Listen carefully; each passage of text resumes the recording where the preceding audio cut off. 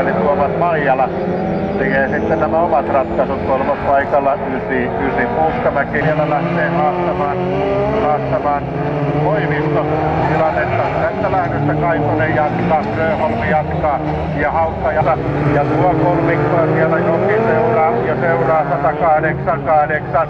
Manninen he jatkavat. Ja kumpiko tuosta jatkaa? Jaaha. Tuo sitä pelholaista poikkinaintia ja nyt sitten on kyse Kolmiakaan, joka lähtee tuosta nelosadalta. Kutosella laite jakaata. Voi hyvänen aika. Eli Niko Jusi.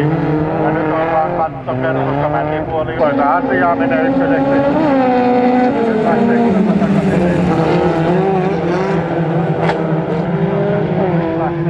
kyllä kun siinä tarpeeksi yritetään, niin näinhän siinä ei mennä oikein 2 kappale. Että pallilla ja näin lähdetään liikkeelle, meneekö ykköseksi. Ja nyt on ahasta, nyt lähtee oli Jonna Soininen sai, voisiko sanoa apulkopuolelle. Grönholmi vastaa ja nyt lähtee Grönholmilaite. Ja lähtee sitten Viilanlaite. Tuleeko sieltä Kaitonen ja pesee vielä Grönholmia. Nyt on kyllä Kaitoselle voitto enemmän kuin lähellä. Ja nyt lähtee Kaitoselta ja Grönholmi yli ja 107. Kaitonen.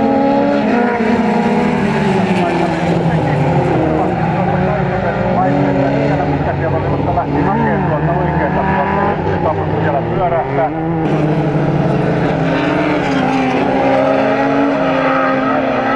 Joni Karolina Ari. Joskus on onnistunut ja joskus ei, eli jotain on tullut. On edelleen Riku Vandel, eli tästä lähdöstä jatkoon 193 Mikko Brukster. Kaatoko siellä vielä auto? Noniin. Iskejä on motos. Jotain pientä joskus on tullut haalittua ja nyt meni kurkkuun jotain. Kakkospaikalla Ismo Lampinen.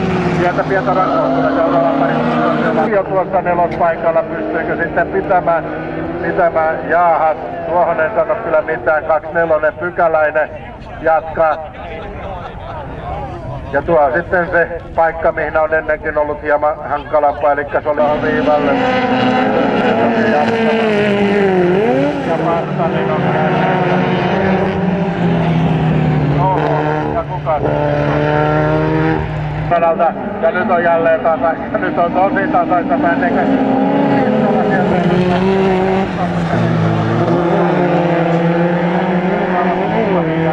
Kaikki pysyy 4 tärkeä.